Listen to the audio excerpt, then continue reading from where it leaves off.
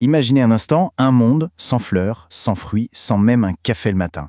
Ça peut sembler extrême, mais c'est le futur qui se dessine tout doucement avec la disparition des abeilles. Alors aujourd'hui, on va lever le voile sur cette crise, une crise discrète, mais dont les conséquences, elles nous concernent absolument tous.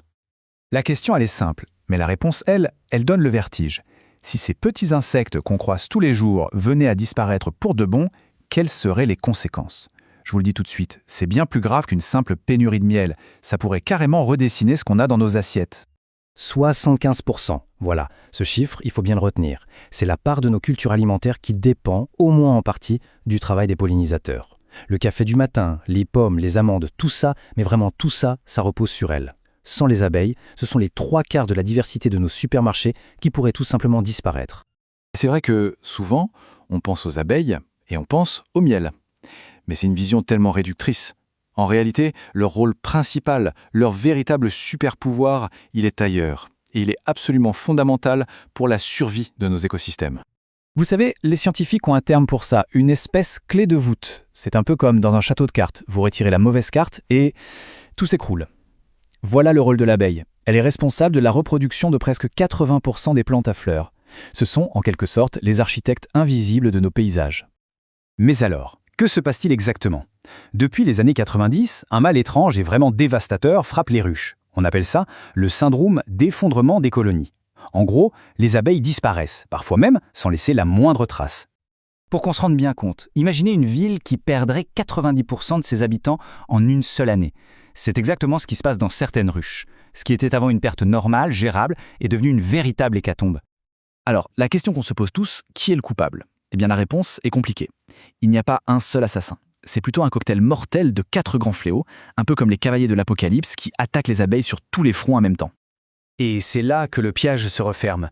Ces menaces, elles ne font pas que s'additionner. Non, elles se multiplient entre elles. C'est ce qu'on appelle l'effet synergique.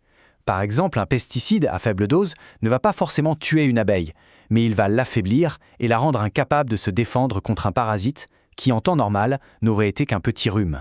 C'est cette double peine qui décime des colonies entières. Et attention, il ne faut pas penser qu'aux abeilles à miel. En Europe, plus d'un tiers des espèces d'abeilles sauvages, ces fameuses pollinisatrices de l'ombre, sont menacées d'extinction. Même nos colonies domestiques, celles des apiculteurs, ont perdu 1/4 de leurs effectifs. La crise, elle est vraiment générale. Et cet effondrement, ce n'est pas seulement une tragédie écologique, loin de là. Ça a des conséquences très très concrètes sur notre économie et sur ce qu'on mange tous les jours. Prenons un exemple tout simple, le miel. La production française est en chute libre. En 20 ans, elle a été divisée par 2. La conséquence directe, aujourd'hui, le pot de miel qu'on a sur la table du petit déjeuner, il a 7 chances sur 10 de ne pas être français. C'est ça, le prix bien visible de la disparition de nos abeilles. D'ailleurs, il y a un point essentiel à comprendre. L'abeille domestique, celle qui fait du miel, ce n'est que la partie émergée de l'iceberg. En France, il y a plus de 1000 espèces d'abeilles sauvages. Souvent solitaires, elles sont des pollinisatrices encore plus efficaces. Mais elles sont aussi beaucoup plus fragiles face à tous ces changements. Bon, le tableau est un peu sombre, je sais. Mais il y a de l'espoir. Un peu partout, une coalition assez inattendue est en train de se former. Des agriculteurs, des jardiniers, des scientifiques et de simples citoyens qui, ensemble, refusent la fatalité et commencent à s'organiser pour riposter. Alors, concrètement, comment ça se passe ? Eh bien, imaginez des agriculteurs qui sont aidés financièrement pour recréer des petits paradis pour abeilles, avec des haies fleuries, des jachères. Imaginez des milliers de professionnels, des pépiniéristes, des fleuristes, qui s'engagent à mettre en avant les plantes qui nourrissent les pollinisateurs. Et puis, des campagnes de sensibilisation qui touchent des millions de gens. L'idée, c'est vraiment d'agir sur tous les fronts.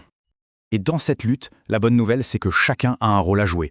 Pas besoin d'être apiculteur ou scientifique pour aider, non. La révolution, elle peut commencer juste là, sur nos balcons ou dans nos jardins.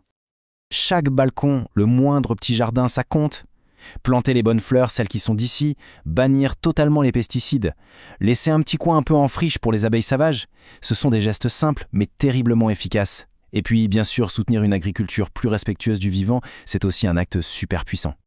Au XIXe siècle, on a cherché par tous les moyens à maîtriser l'abeille, à la domestiquer pour son miel. Aujourd'hui, au XXIe siècle, le défi, il est complètement différent. Il est bien plus humble, mais tellement plus essentiel. Il s'agit d'apprendre à cohabiter avec elle, pour assurer notre propre survie. La question n'est plus de savoir ce que les abeilles peuvent faire pour nous, mais ce que nous allons enfin faire pour elles.